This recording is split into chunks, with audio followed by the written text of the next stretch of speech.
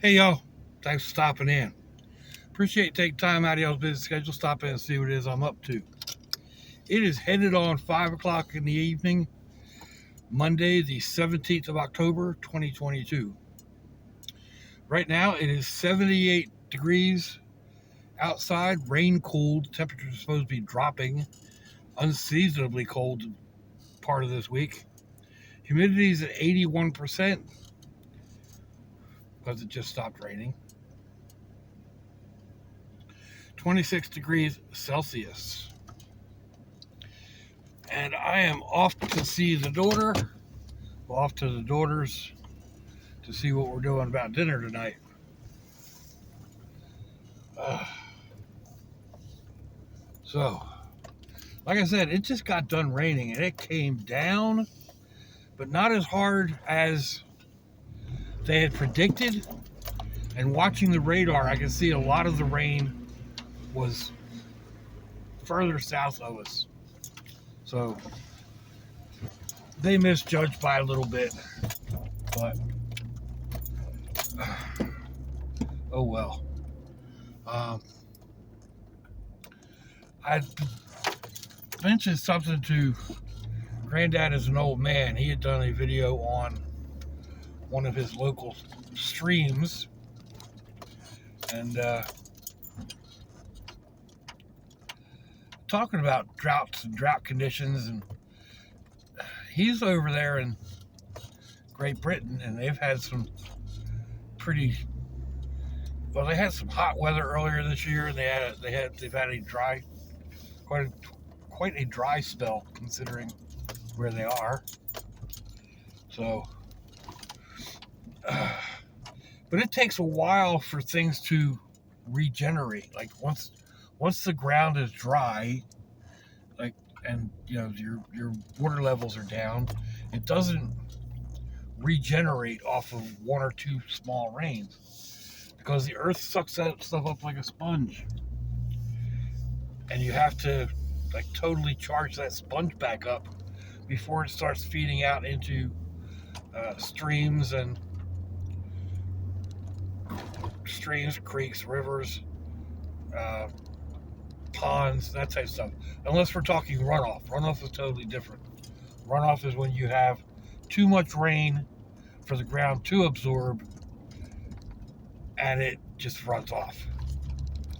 So right now we are at pretty much maximum saturation.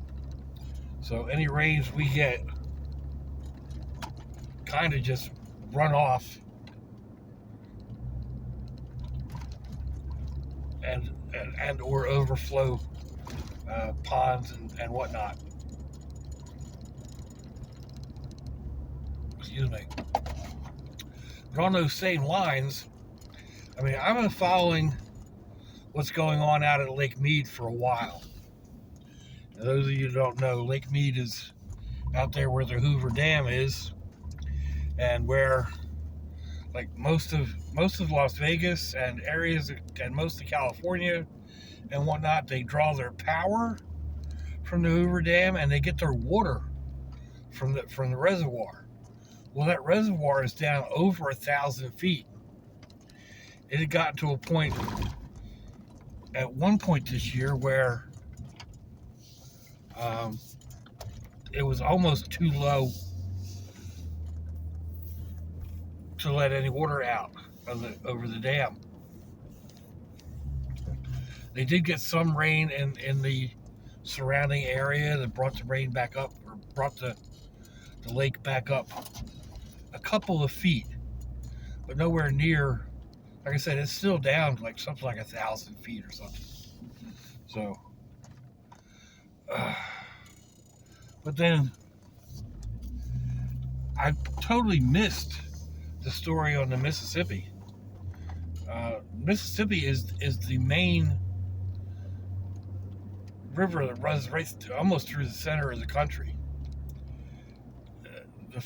It's been called the father of all waters. It's one of the largest rivers in the world, I believe. Shipping from all over the Midwest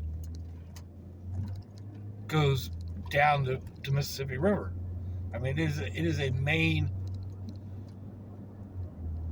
river in many ways. From olden days, it was uh, a main way of getting between one point and the other by boat. But it's down.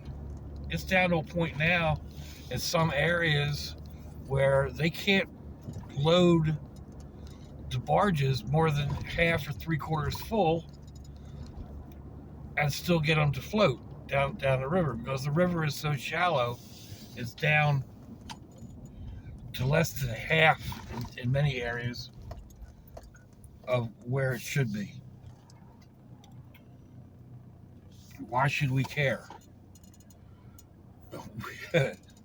For a lot of reasons that can affect us. It affects the cost of grains, and oh yeah, ride on the wrong side of the road and then look at me like I'm nuts because I didn't see you. It's going to affect the cost of everything. Anything that's transported by coming down the river, costs are going to go up because they can only move half to three-quarters of what they're used to. So those prices are going to go up. So, which means, all the grains and produce and whatever that flows up and down the Mississippi River. Like, we don't have enough supply chain issues. It's that cute little Honda. It's scary. It's scary in very many ways.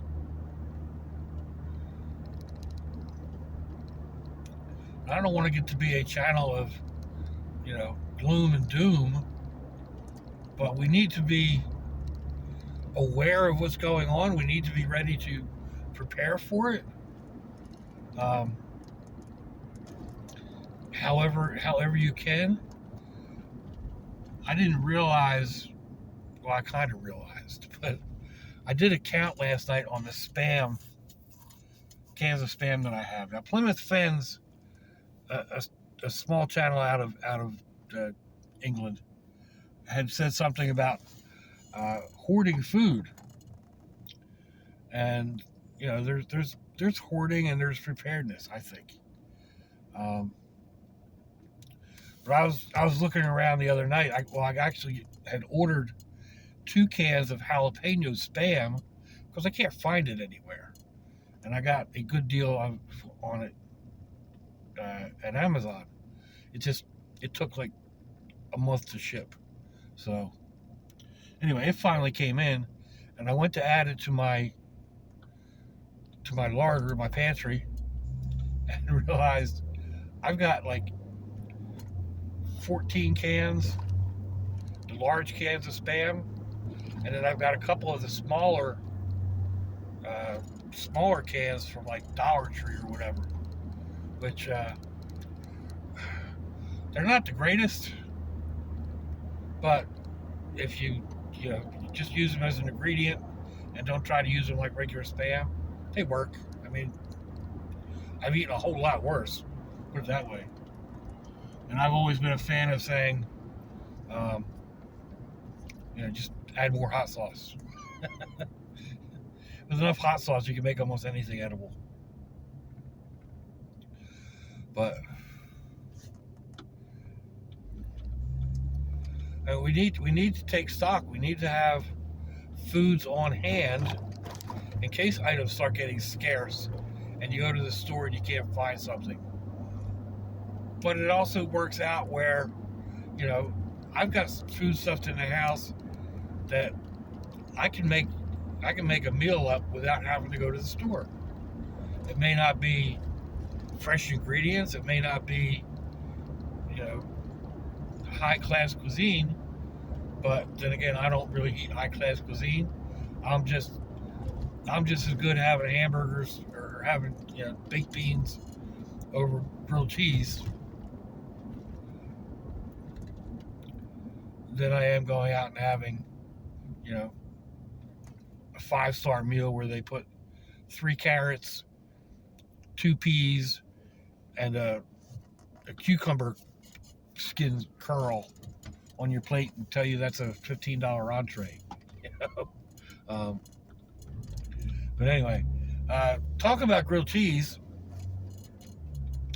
I had mentioned it, I think, in yesterday's vlog and probably last week. We had kind of discussed what to have last night at my son's house last week, and we kind of came upon doing a grilled cheese sandwich with sloppy joe and tater tots. Well, my daughter-in-law made that up last night, and it was okay. It was not not something that you would really want to make. It had a couple of issues. The grilled cheese sandwiches sucked the moisture right out of the sloppy joe, and then it was so difficult to cut. You couldn't cut it with a fork. It was the sandwiches were kind of tough. It wasn't difficult to chew. It was just difficult to cut. Maybe we'd cut the crust off of the bread or whatever. But anyway, yeah, it was not a total success. So that being said, I don't think I'm going to do it this weekend at the daughter's house, doing the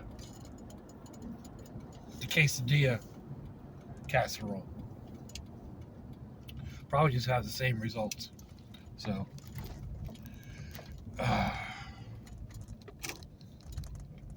you know, it's nothing but a saying: if you don't try,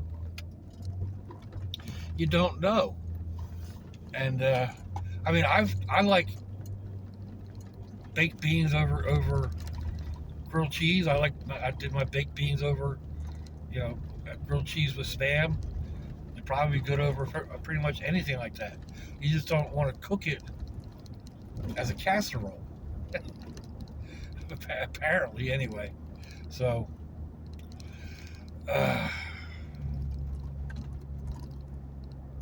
anyhow, following along those same lines, I mean,